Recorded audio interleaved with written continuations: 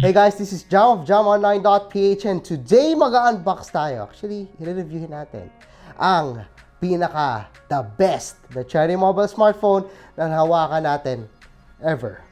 Cherry Mobile Flare S7 Plus. So, ano ba meron din sa Cherry Mobile Flare S7 Plus? So, alamin muna natin yung specifications. Well, first, the Cherry Mobile Flare S7 Plus features a MediaTek Helio P60 octa-core processor, a 6.18-inch Full HD IPS TrueView display with Corning Gorilla Glass 3 and 19:9 display aspect ratio. There's a notch, that's why it's 19:9. Then we got a 16 megapixel plus 5 megapixel rear camera, a 16 megapixel with IR selfie camera. There's a 64 gigs of internal storage, 4 gigs of RAM, a micro SD card slot up to 256 gig. And then we got LTE, we got Wi-Fi, Bluetooth, GPS, we got USB Type-C with quick charging, wireless charging support, and there's 3,000 mAh of battery. It's powered by Android 8.1 Oreo. Specs pa lang, alam nyo na, this is the Cherry Mobile Flare S7 Plus, the best Cherry Mobile smartphone ever. And alamin natin kung ano ba meron dito sa smartphone na to. Yan guys, this is the Cherry Mobile Flare S7 Plus. So, sabi ko nga, the Flare S7 Plus that we got is one of the first actually na nakakuha. So, there are some changes probably pag dumating na sa inyo. So, I'm not sure if there will be a Cherry Mobile logo at the back. But I believe meron naman kasi meron dito sa retail box. Anyway, what's inside the box? Well, we actually unboxed this one kasi ginamit namin to when we went to Japan last week. So, ano bang meron sa Flare S7 Plus? So first, we got here the charger. Yan. So we got here the charger, and of course, we got here the earphones. Yan. Of course, that's needed. And again, we're using USB Type-C. So we have the Cherry Mobile Flare S7 Plus USB Type-C. And ang pinakamahalaga sa lahat na hindi nyo dapat mawala. Guys, this is the USB Type-C to headphone jack dongle. I know some of you might be disappointed. Bakit ka nag-headphone jack to USB Type-C to headphone jack Cherry Mobile? Come on. I mean, well, brands are following the direction of Apple, so I'm not surprised that they did this dito sa Cherry Mobile Flare 7 Plus. But don't worry, we have the device, and my God, it is really exciting. The most exciting Cherry Mobile smartphone that I've seen in years. So, nasa na nga ba yung Cherry Mobile Flare S7 Plus natin? Well, guys, we have here the Cherry Mobile Flare S7 Plus. But before that, linisin muna natin to. Yan, linisin natin yan. So, first things first, guys, before we talk about the software of the smartphone, let's talk about the hardware of the smartphone. Kasi, guys, ang pinakamaganda dito sa Cherry Mobile Flare S7 Plus is actually its build quality. First, we got here the glass on the front, glass on the back, and makikita nyo naman, sobrang premium nung kanyang build quality. One of the best that I've seen on Cherry Mobile smartphone. Actually, this is the best looking Cherry Mobile smartphone ever and most premium Cherry Mobile smartphone na nahawakan ko. So, unahan, we got here the 6.18-inch or 6.2-inch Full HD Plus TrueView display. It's a 19:9 display aspect ratio. Sa loob, again, P60 octa-core processor, 4 gigs of RAM, 64 gigs of internal storage. We got the 16 plus 5 megapixel on the back and 16 megapixel front camera. Again, the camera is really amazing. Mamaya pag-usapan natin yon. And then, of course, we got the IR face unlock. That's why I'm actually surprised na kaya mag-face unlock na smartphone na to kahit sa gabi. Again, the smartphone is really premium. We got here a really nice frame. Not sure if this was plastic or metal, but it does feel solid dito sa tagiliran.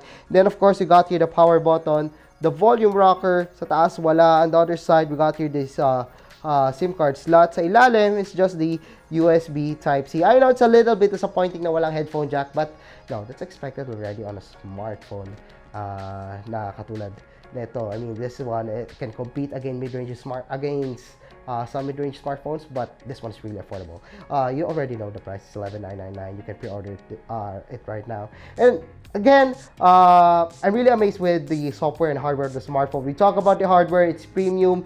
It can really compete against other brands. It's the most solid and the best looking Cherry Mobile smartphones that we have ever seen. Look at that display. It does look good. It isn't the best one in its category, but the display, maganda yung kulay niya, maganda yung reproduction niya, and okay naman yung viewing angles niya. So this display, we got here the notch, and one of the things that I like about here is that you can actually turn off the notch of the smartphone by just swiping at the top left. You can deactivate that one kung ayaw nyo.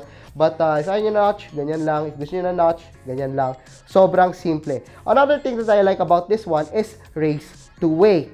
So, I got here the smartphone. Ayan, nandito po yung smartphone natin. Kunin natin yung smartphone. Yan. So, automatically, nag-wake siya. And the best part is that, if I look on the smartphone, and may face unlock siya, automatically mag-unlock siya. So, try uli natin. And nakita nyo naman nag-face unlock na yung smartphone. So that's one of the best things about the smartphone. Raise to wake, kunin nyo siya sa bulsa nyo, magbubukas yung display, iharap nyo sa mukha nyo, face unlock, automatically mag-unlock siya. Again, this one features a really good face unlock. Kahit madilim, nag-work siya sa akin. And sobrang bilis niya. Actually, mas mabilis pa yung face unlock niya compared to other smartphones, even international brands. That's why I'm really surprised with the quality of the Flare S7 Plus. It's actually one of the best features of the smartphone. The really fast face unlock and the raise to wake. So, of course, makikita nyo naman yung bezel dito. It's really thin, rounded corners, small chin, and when it comes to software, I actually use Novo Launcher because hindi ko magustuhan yung kanya launcher. Though yung default launcher niya naman is just fine, but I really suggest na gumamit kayo ng Novo Launcher kasi mas malinis siya tignan, mas maayos siya tignan. Again, I've used this smartphone sa Japan, and I'm actually happy with its performance. The Helio P60 octa-core processor can really perform, can do games, can do everything that you want. I mean, it's really good. But again, you might not like yung kanyang launcher, so I really suggest that you get the Novo Launcher. I actually am using that one right now. So of course, it comes with some applications from Cherry Mobile. This one's Cherry Roam. I've used this one as a Japan. Really cool. Got Chomps Live. We got here the data clone. So lots of applications. Hindi naman kasama kokonti yung bloatware. But again, the launcher, I really suggest that you get the Novo Launcher for this one. So let's proceed to the camera. One of the best things about the Cherry Mobile Flare S7 Plus is its camera. So let's check out the camera of the smartphone. So we're using the Photos application, the Cherry Mobile Flare S7 Plus. So as you can see here, this one is at low light, and I've used the rear camera of the smartphone, and my God, look at this one. The details are on point, the colors are really good, and kahit madilim, gusto ko yung kuha niya. And look at that bokeh. May depth talaga yung dating dito sa shot na to. This is really cool and really awesome, especially for a Cherry Mobile Cherry Mobile smartphone. So this one is another shot, and my God, you can see the details, the knots, the color of the chocolate, everything. This one is a low light selfie, and I'm actually surprised. Well, it's not the sharpest one, but it's actually pretty good for a selfie, especially at low light. So let's see here. So this one is another low light shot, and look at the details of the taxi here. Ang ganda ng details niya. Ang ganda ng details niya. Guys, ang ganda ng details niya. Nakuha niya, nabasa niya kahit madilim. Then this one is a rear camera shot. And nakita niyo naman na okay naman yung quality niya. Hindi lang pogi yung model. But this one, well, di nag-work masyado dito yung bokeh. The bokeh mode of the camera, the bokeh or the portrait mode of the camera is actually pretty good except for this one. So hanapin natin mamaya. So this one, another shot. Look at the details of the car. Wow. I mean, it's really cool na may ganon. And then this one is a group selfie with our friends, Gian of GadgetPilipinas.net, Alan Nabaca, and of course, PK Falonco of HowlyGeeks.ph. So yeah, this was a shot using the rear camera. Look at the details. Thanks to AI, we got better colors. The greens talaga dun sa tree, sobrang lumalabas. Sa sky, kitang-kita mo yung blue. And the people, they actually have a pretty good skin tone on this one. So yan. Let's find out here. So actually, the selfie camera of the smartphone, it's really damn good. It can do selfies talaga. It's really good when it comes to selfies. And this one is on portrait mode. And selfie, makikita nyo naman na it's not perfect, but it's really good. And it can really compete against global brands. Look at that. Look at the details. A really cool selfie. I love that selfie. I love that selfie. This one is HDR mode. And look at the details, the colors. Look at the details and the colors of the smartphone. Sobrang ganda ng kulay niya. Sobrang lumalabas. popping talaga yung colors niya. Surprising for a Cherry mobile smartphone. This is the best Cherry mobile smartphone pagdating sa camera. And look at this one. This one is night shot. And makikita niyo yung kulay niya. Lumalabas talaga yung kulay ng Japan dito. Yung colors talaga and everything. One of the best Cherry mobile smartphones pagdating sa camera. So let's check out the camera software of the smartphone. It's actually pretty familiar to you guys. I mean, sobrang dali lang niya. We got here the bokeh mode dito. And then, of course, the flash, screen flash auto. This one is the filters that you want. Settings, of course, madali na siya. Pwede lagyan ng brand mark if you want to boast na, ay, Cherry Mobile Flare 7 Plus to. And then, of course, we got here the flare emoji. Pakita ko sa inyo yan mamaya. Then, professional mode is actually the pro mode. Group selfie, time-lapse, live photo, and slow motion. So, the flare emoji is actually one of my favorite features of the smartphone. It's actually really fast, and I'm not sure if you can see that one, but nawawala lang ako sa frame. But it's actually more than 30 frames. Mabilis siya. Maganda yung kanyang response. And, yan. So, mabilis siya. It's not laggy.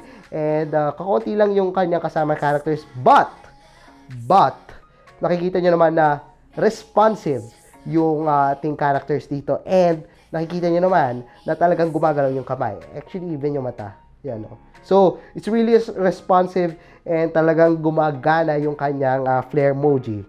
Ang cool, di ba? So, you can take a video up to 10 seconds ng flare emoji. And, wow! Makikita nyo naman, ang ganda nung kanyang flare emoji. Really surprising from Cherry Mobile. I'm still surprised na ganito kaganda siya. Then, of course, you can do GIF if you wanted to. Yan. So, up to you. So, let's proceed sa rear camera. So, of course, we got here the HDR mode. The HDR mode is actually really good. Minsan, parang sobra-sobra yung pag-HDR. But in some cases, sobrang ganda niya. We got here the photo, normal photo. Face beauty, of course, kung gusto nyo magpaganda. Video, you can actually check out a video here. You can do up to 1080p. Not surprising than the night mode. So, kailangan naka-steady ka with the night mode. So, it's not similar to Huawei. But, again, the camera interface, the camera of the smartphone is really good. The P60 octa-core processor, I'm pretty sure na okay kayo doon. Wala kayong magiging problema. So, yeah, I guess that's it for our quick review of the Cherry Mobile Flare S7 Plus. This is the best Cherry Mobile smartphone that we have unboxed, we have checked out, and the try ever. The best. Period. Di ko pa na-review, but I'm telling you right now, the P60 octa-core processor changes everything about Cherry Mobile Flare S7 Plus. So if you like this video, don't forget to give us a thumbs up. And if you haven't subscribed to my channel yet, well, now's the time to subscribe. So once again, I am Jam of JamOnline.ph. And of course, don't forget to check out my Facebook group, JamOnline.ph, official Facebook group. And of course, my Facebook page, facebook.com/jamonline.blog. My new Instagram, JamOnline.ph. And of course, JamOnline.ph. So once again, I'm Jam of JamOnline.ph, and thanks for watching our quick review of the Cherry Mobile Flare S7 Plus.